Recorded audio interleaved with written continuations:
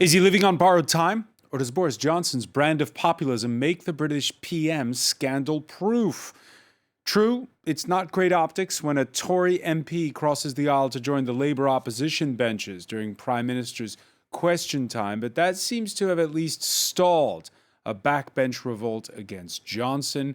We'll ask why and whether Johnson can ride the storm. The Prime Minister's line is to pass the Partygate scandal to a high civil servant. Her role, to act as investigator and judge in an internal inquiry over Downing Street revelry that flouted the government's own rules at the height of lockdown in 2020. Will Sue Gray call out what Johnson still brands as a work event when he's referring to that May Bring Your Own Booze garden party? It's not as if the British public didn't know who they were voting for in 2019. Now that he's in power with a solid majority, the question is, what's beneath the lovable schoolboy rogue veneer of a prime minister accused not only of misleading the public and the Queen, but of running roughshod with advisors and staff over sacred institutions like the House of Commons? The UK is a monarchy, but it's also an age-old democracy where Westminster has final say. Ever since Brexit was decided with a referendum, the whole world's been wondering about the lasting scars on Britain's parliamentary democracy. Today in the France 24 debate, we're wondering, is the party over or not for Boris Johnson? Well, joining us is a former parliamentary staff member for the Conservative Party, Oscar Redrop, who's consultant at public relations firm Hawthorne Advisors. Thanks for joining us from London. Thank you very much for having me. Thank you for having me. From Sheffield, Matthewinders, founding director of the Centre for Public Understanding of Politics at the University of Sheffield, author of What Kind of Democracy Is This Politics in a Changing World? Welcome to the show. Great to be here. And we welcome back historian Catherine Haddon, senior fellow at the Institute for Government. How are you? I'm very well, thanks. Thanks for having me. The France 24 debate, where you can join the conversation, and you have on Facebook and Twitter, hashtag F24debate. It's a sight you don't see every day in the House of Commons.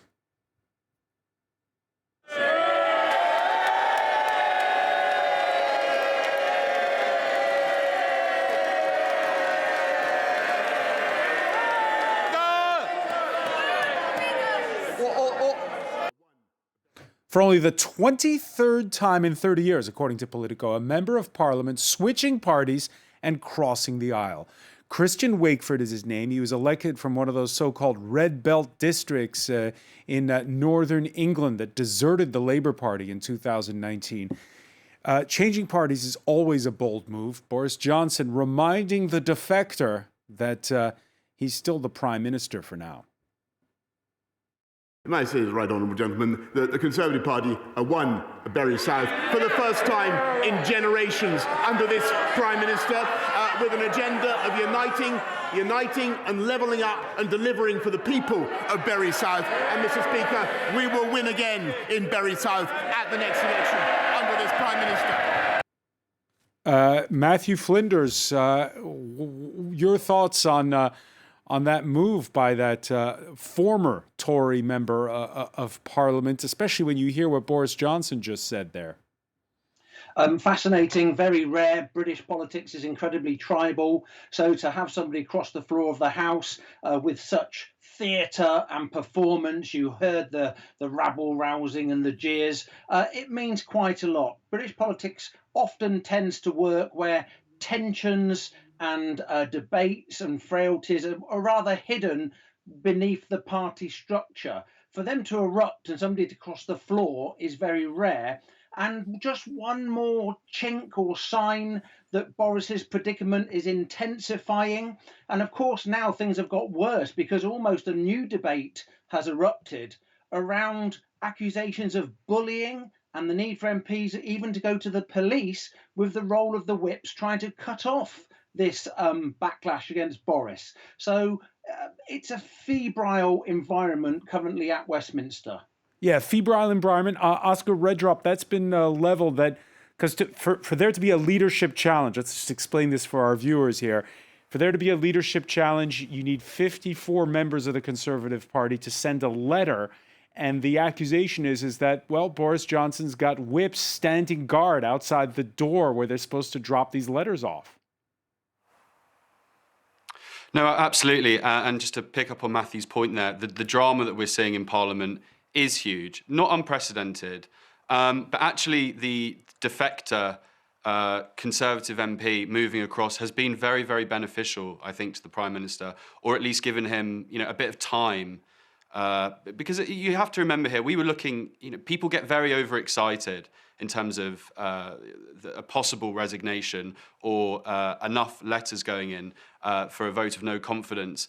But we're still not that close. And what actually happened yesterday with Christian was a considerable amount of Tory Conservative MPs saw him cross over the floor and have seen a huge backlash. I was speaking to some of his former colleagues, current Conservative MPs today, and they were friends of his, and they're genuinely concerned because they don't know where it will leave him, because he will never truly be accepted by the Labour Party.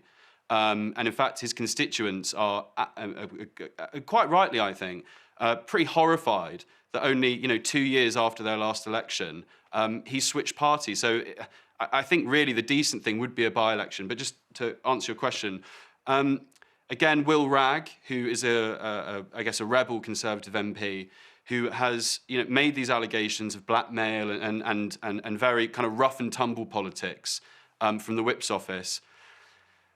Again, just to provide a bit of balance here, there are a lot of Conservative MPs who think he's overcooking the argument slightly. I'd be interested to hear what your other guests and panellists say, but to a degree, that's just how politics works, and that's how it's worked in this country for centuries, be it a Labour government or Conservative. All right, let's talk about that before we go back to the question of this MP switching sides of the aisle. Catherine Haddon, yeah, it's been said that actually the move within the Conservative Party to oust Boris Johnson was stopped in its tracks by this defection. Is it because of the bullying allegations or the initial point made by Matthewinders that it's tribal and when they see defections, they rally around the party? We don't know how close they were in terms of the number of letters going into Graham Brady, the head of the backbench committee who oversees the process. So we don't know whether it's been stopped in its tracks, but there was a lot of noise yesterday afternoon. Many more people willing to go on the airwaves and be more vocally supportive of Boris Johnson in the interim. And I think this is the important point. If it did do anything, it might have stopped a vote of no confidence threshold being reached yesterday or today. It doesn't necessarily mean that we won't see that same challenge next week, because a lot of people were already waiting for Sue Gray, because, they may have already made up their minds. There's been so much leaked already about these parties, and you've seen time and again the Prime Minister looking to try and give his own reasoning, and that's he struggled to do so. So a lot of MPs have already made up their minds. Others are waiting to see what she says, in particular on the question of whether or not he's been, completely truthful about how much he knew about parties that, he attended, but also other ones going on at the time. But I think also, more importantly, they just want to go through that process. Then there are quite a number of Conservative MPs who feel perhaps that Boris Johnson's time is up, and they're starting to think about who might succeed him. But they don't think that now is the time, because there isn't, necessarily a leader in waiting. And they're also concerned about the May local elections, which could be very difficult for the Conservatives. So there's a number of different sort of moves going on. But I think, yes, some kind of momentum seemed to be sort of stopped in its tracks yesterday. Yeah, and again, there were more fireworks during that Prime Minister's question time on Wednesday, like, for instance, when the former Brexit minister rose from the Conservative backbenches. Like many on these benches, I spent weeks and months defending the Prime Minister against often angry constituents. I've reminded them of his success in delivering Brexit and on the vaccine and many other things. But I expect my leaders to shoulder the responsibility for the actions they take. Yesterday, he did the opposite of that. So I'll remind him of a quotation altogether too familiar to him of Leo Amery to Neville Chamberlain. You have sat there too long for all the good you have done. In the name of God, go. And that quickly became the punchline of the day. It got splashed across the front pages of most of the British papers this Thursday, except that, well, there you see, for instance, the Daily Mirror, in the name of God, go, taking that line from Davis, except that since last week, the Tory press has eased off on the Prime Minister. Top of the fold in the Daily Mail. Putin poised to start a war, inflation soaring, yet a narcissistic rabble of Tory MPs are trying to topple the PM who's leading us out of COVID in the name of God, quote, grow up. Matthewinders, have the last 24 hours done more than just buy Boris Johnson time? Well, I think what's really interesting there is it's very easy to dismiss people like Davis or William Bragg as going over the top, being too dramatic. The Chamber of the House works through drama and big statements like that. But what you can't miss is that more and more senior established Conservative MPs are going public in a way that simply wouldn't normally happen.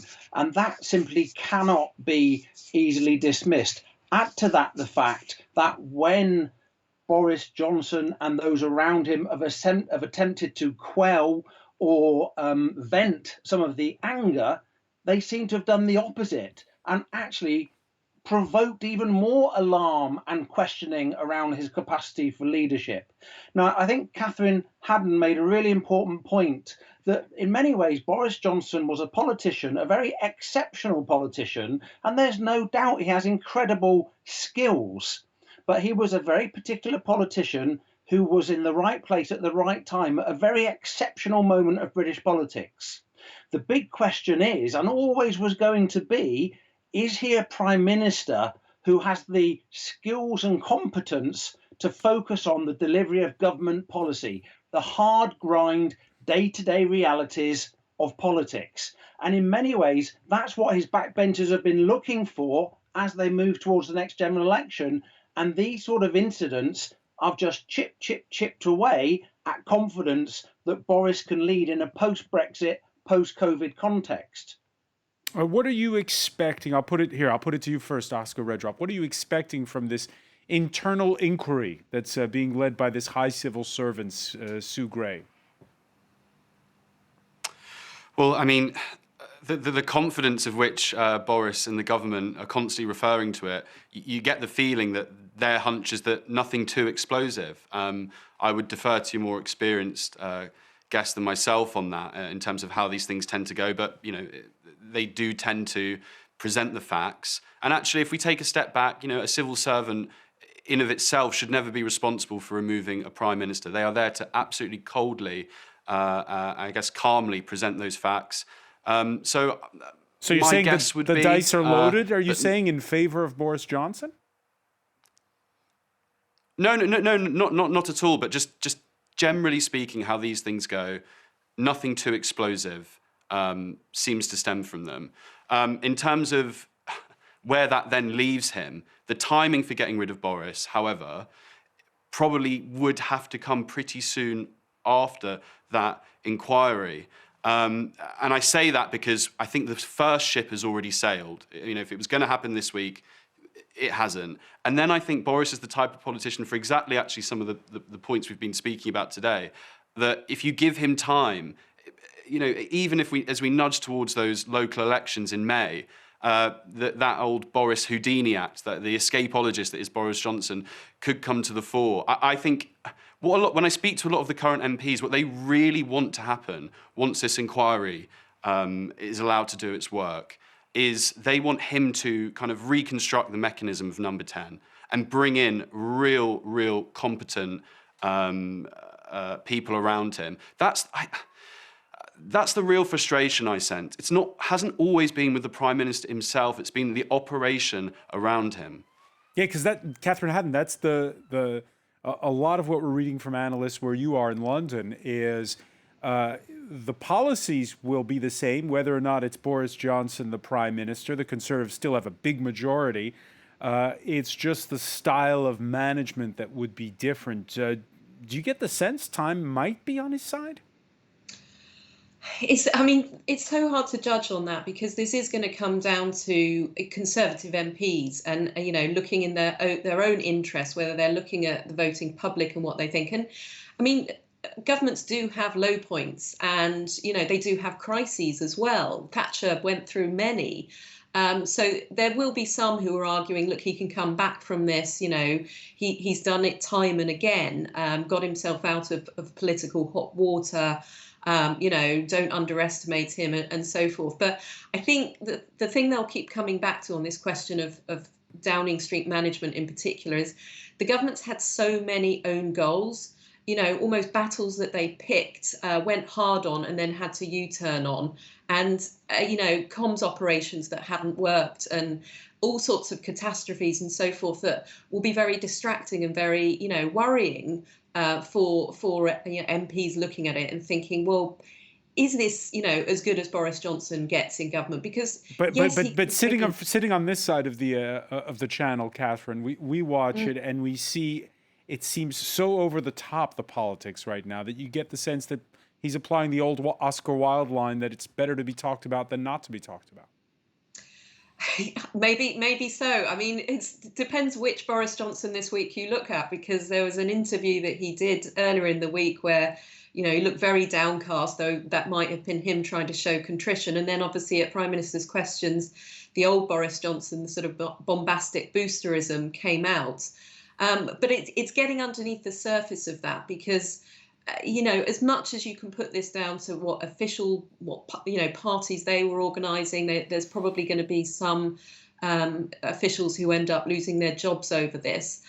Ultimately, the tenor of Number 10, the organisation of it stems from the top. So they will be asking questions about his own competency. They'll also be asking, though, is now the right time if we do have a change of leadership?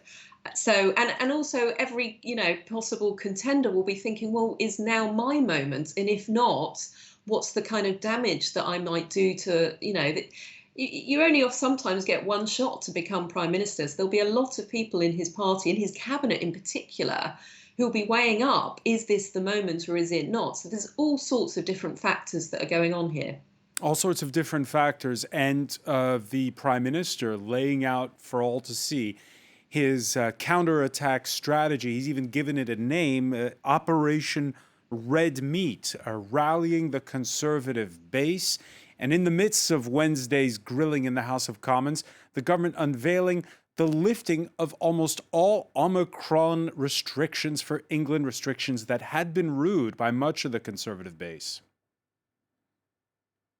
We are the most open country in Europe, but it's not the end of the road. And we shouldn't see this as the finish line, because we cannot eradicate this virus and its future variants. And by the way, Operation Red Meat includes more music to the ears of hardliners.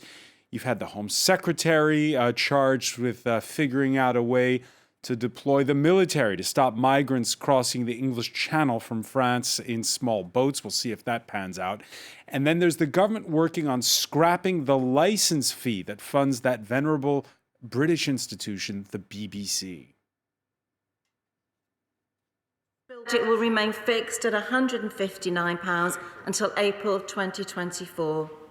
That's more money in the pockets of pensioners, in the pockets of families who are struggling to make ends meet. The BBC needs to address issues around impartiality and groupthink.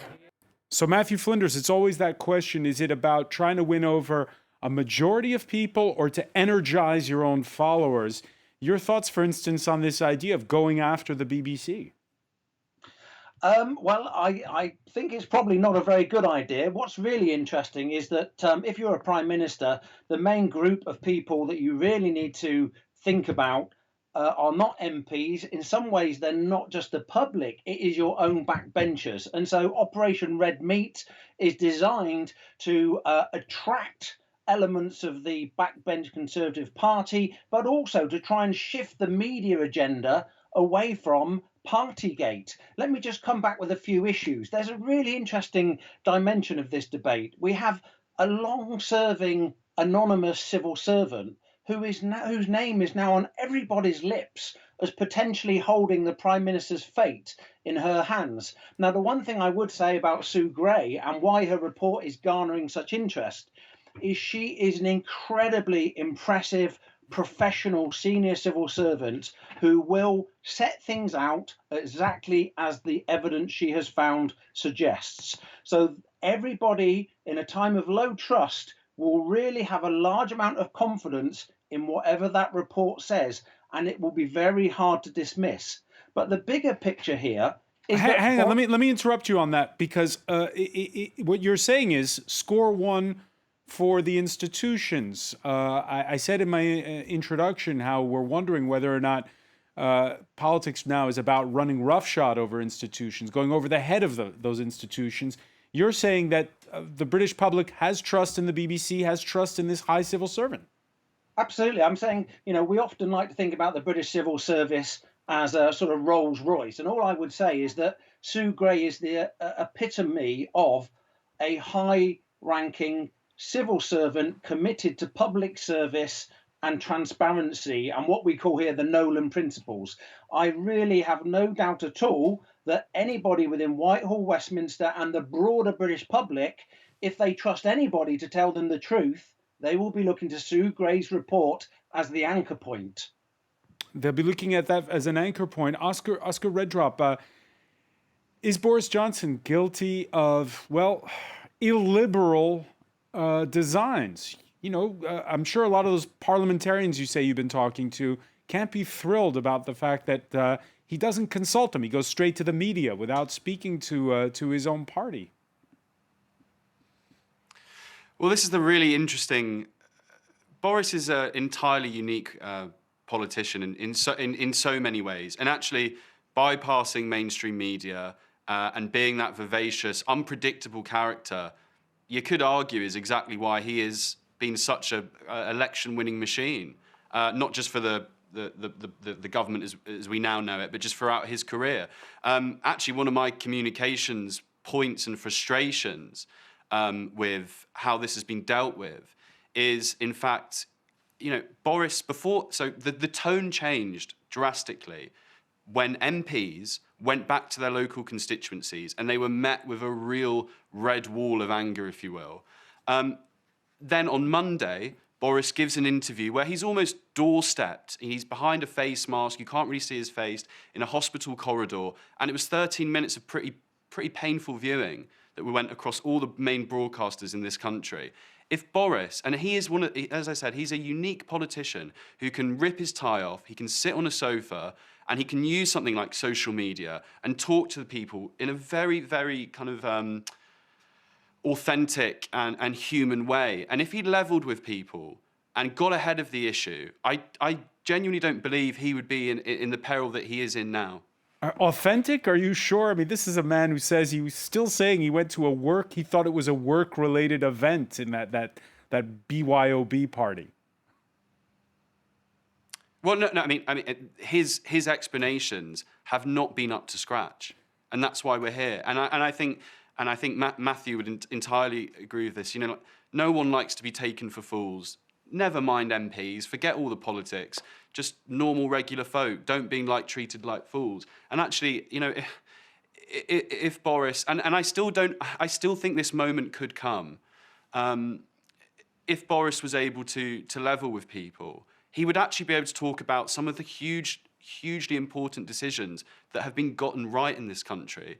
And in many ways, perhaps that's the one thing that's keeping him going. The way we've dealt with Omicron, in particular, it has been, I think, universally accepted to be a real success. The vaccine program, which, and I know people don't always want to hear this, but the world-leading vaccine program that was being worked on at the time of these parties, another huge success.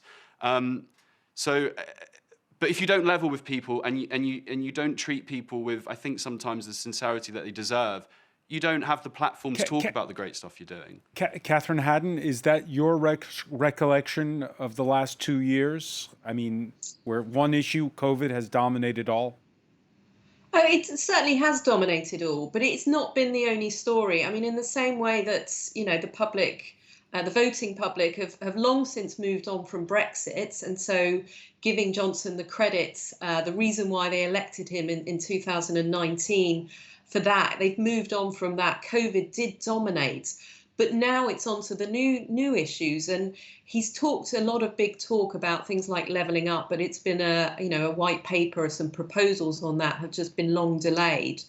Meanwhile, they've got other big problems, including, as you said earlier on, rising cost of living and the energy crisis that they're facing. So at the moment, it's not just about, the public don't always want to hear about the successes you had. He definitely had a boost in his poll ratings from the public in terms of the vaccine rollout this time last year. But the public, they move on very quickly. So you can't always bank those wins and hope that they'll see you through the next big crisis. So again, there's lots of different elements to that. But I mean, going back to the Sue Gray report, I think a lot of this is about expectation management. At the moment, people are looking for it. Some people are looking for it to be a sort of tell-all expose. It's not going to be that. Other people are looking, will it have the sort of smoking gun, the one killer line or something like that. Meanwhile, the government themselves, Number 10, will be trying to sort of manage expectations, saying they're expecting it to be very damaging. That way, if it's slightly less, that gives them room for manoeuvre. But I do think the problem is that a lot of people have already made their minds up about this because they've seen the emails, they've seen the pictures, they've seen videos of his former spokesperson, talking about this, laughing about it, and they've heard his explanations, and that's made them angrier. So it's a really complex load of things. And on the broader issue, Catherine, do you have the sense that democracy in the UK is in a worse place than it was a few years back? I mean, you can argue that obviously this is showing a sort of parliamentary democracy, holding government to account, transparency, all playing its way out. People always want, a judge sitting over their shoulder to come and rule on when something's gone wrong. But actually, this is often how things play out when you get accusations of wrongdoing by governments. You want inquiries to happen. You want them to happen properly. You want then to have a proper debate about that, and you want a mechanism that people can be held to account, and that is through the institution of Parliament. So it's certainly very uncomfortable. Politics is at the fore, and it's probably not doing a lot of help to the reputation of politicians generally, and the trust problem that we have there, the abuse that they face on social media. But it is nonetheless, as messy as it is, this is how it occurs. It's how it occurs, and among those baying for blood is not at all a member of Parliament. It's a Johnson ally turned foe. His name is Dominic Cummings. Now, not so long ago, before their falling out, this was the campaign manager for the 2016 Brexit referendum campaign. He was at one point the ultimate Downing Street insider at the start of Johnson's tenure, like in 2020, when he was accused of forcing the resignation of then Finance Minister Sajid Javid. Good morning, Mr. Cummings. Are you responsible for Sajid Javid resigning yesterday? Are you now in charge? Are you running number 11 as well as number 10? Good morning, nice to see you all. Is this British politics? Thomas, that is. Is this a complete takeover? Is this a takeover? Does this mean spending continues? Sorry, everyone, I've got to go. Are you writing the budget now? It's incredible, Matthewinders. I mean, that even here in France, we now know who Dominic Cummings is.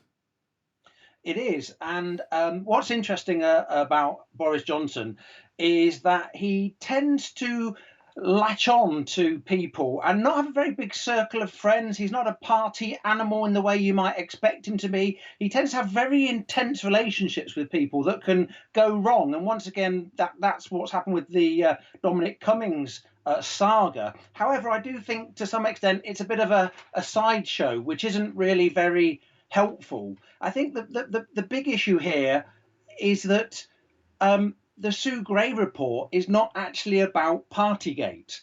And that sounds like a ridiculous thing to say, because obviously to some extent and main focus it is. But at a much broader level, the Sue Gray report is about, can you trust Boris Johnson? And that it's become a lightning rod or a touchstone for that issue amongst his backbenchers, amongst constituency parties and the broader public. Now, Dominic Cummings is obviously standing on the sidelines. Every now and again, he throws his own red meat onto the topic if it starts going a bit quiet. But you've got to remember, Boris Johnson is a very distinctive political figure. He undoubtedly has a lot of skills, 100%, but his whole life, from university to the start in journalism to his first period in Parliament, then as Mayor of London, he has always shown a certain disregard for playing by the rules. And that is just what has happened and happened and happened. And to some extent, the party has tolerated this because with the public, he was seen as a great asset, the celebrity politician. And is it because we live in times where we prefer leaders who break the rules? Well, I think we did a while ago. I think there's now a hankering to play by the rules. You agree with that times have changed since 2019, Oscar? I do slightly disagree with that. I'd say, people want... I'd say the feeling in the UK is, regular folk, they want politicians who are going to deliver. I think, Theresa May is an interesting example. I think it's safe to say Partygate would never have happened on her watch. Did she get anything done? No, she didn't. And so you can have a saint, but if they don't get anything done, then I think to a lot of people, and a lot of people who voted Labour for generations and felt slightly taken for granted, who then turned to the Conservatives, they thought, well, I want a politician who's actually going to get stuff done. And obviously Brexit was a brilliant start for the Prime Minister. Things have halted. And that red meat, the BBC stuff, that ain't going to cut it. So I'm not delusional in that sense. What those communities genuinely need right now is delivery. The cost of living crisis has been a silent tsunami that is now very much on the front doorstep of most regular people. That needs sorting out. Levelling up, as we've previously discussed, is very ill-defined, and that people need to feel a tangible benefit in their day-to-day lives on that, in terms of how they afford to travel around the UK. For our viewers, many of them here on the continent, they're wondering, is it in those working class people's interests for this government to bury the hatchet with the European Union now and strike a deal where we can all go back to doing business without a hindrance? Look, I still think I think Brexit is still an issue in this country, and people are still firmly behind it. I actually think, in terms of a potential replacement for Boris Johnson, it actually rules a lot of them out. Good luck selling someone, as a very competent politician as he is, a Jeremy Hunt, for example, who was I think the longest serving health secretary we had here, but was a Remainer. I just don't know how that translates to a working class northern town like Hartlepool that voted Brexit. So I think that's something that can buy Boris Johnson a little bit of time in the months ahead. Catherine Haddon? Yeah, I agree with that in the sense of any politician coming in who looks like they're going to reverse Brexit, I think, would just be anathema to the party, let alone, as Oscar was saying, to those sort of key voters.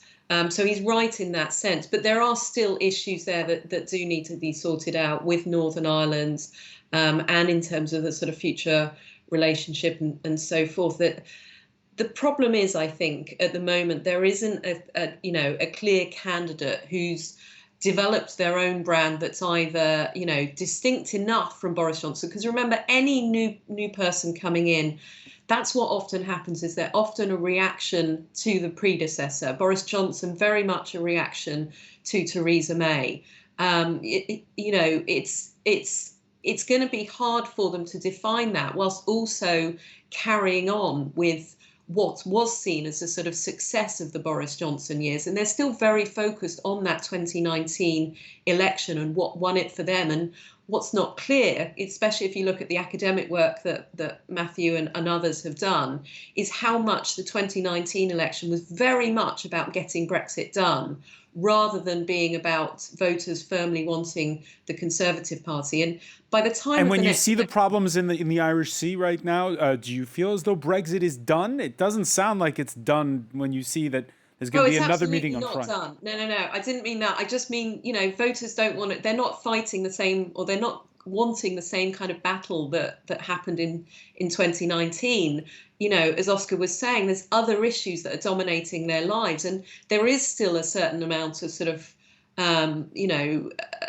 focus on Brexit as an issue, and it is still very totemic in British politics, certainly. What I'm trying to say is that actually the Conservative Party has to think about what is next. If Brexit was their unifying concept, up until certainly for sort of 2019, what is their next unifying concept? And they will have been in power for 14 years by the time the next election happens, if it happens in 2024. And that's a long time to be in government. So they've got to think about, how do they refresh themselves? How do they show the public that they should sign up to them again for another few years? And that's hard for a government to do when it has been in office for a long period of time. All right. And if, as Catherine says, the key to success, if you want to be elected prime minister, is to distinguish yourself from your predecessor, well, Boris Johnson has certainly not gone away, and potential contenders certainly, for now, keeping their powder dry. The Prime Minister apologised on Wednesday. He was very clear that mistakes have been made. But I do think we need to look at the overall position we're in as a country, the fact that he has delivered Brexit, that we are recovering from COVID. We've got one of the fastest growing economies now in the G7, and we're delivering the booster programme. And he has apologised. The Prime Minister. Of course I do. The Prime Minister set out the truth. Of course I do. Sue Gray is conducting an inquiry into the situation. I think it's right that we allow her to conclude that job. And you support you support the Prime Minister unequivocally. So Matthew Flinders, listening there to the Foreign Secretary and to the Chancellor of the Exchequer, neither of them are putting a toe in the pool yet, it seems. No, but there's a sort of a reality to politics here, that if there's one thing the Conservative Party is very good at doing, it is ruthlessly removing leaders as and when the time comes to do so. So it's not really surprising that cabinet leaders aren't going to go live and declare their sort of lack of faith in the Prime Minister. I must say today, the cabinet ministers that I've seen going on air have been rather muted in their support for the Prime Minister. Obviously, the whips have been doing whatever they can to get members of the 29 intake out there and giving the message, but it all seems a little bit lackluster. And I think Catherine hit the nail on the head. Brexit was the issue that Boris Johnson was elected to get done. He's done that. And the big question is, where's his next big vision? It was levelling up, but there is no detail. There's no policy. There's nothing below the headline. And the British people, Brexit casts a long shadow, but we've been through so much seismic change with Brexit and then COVID. The British public want to see a Prime Minister that can do hard, clear delivery of public services. Unfortunately, we're going to have to leave it there. Much more to talk about, though. Matthew Flinders in Sheffield, I want to thank you so much. I want to thank Oscar Redrop and Catherine Haddon in London. Thank you for being with us here in the France 24 debate.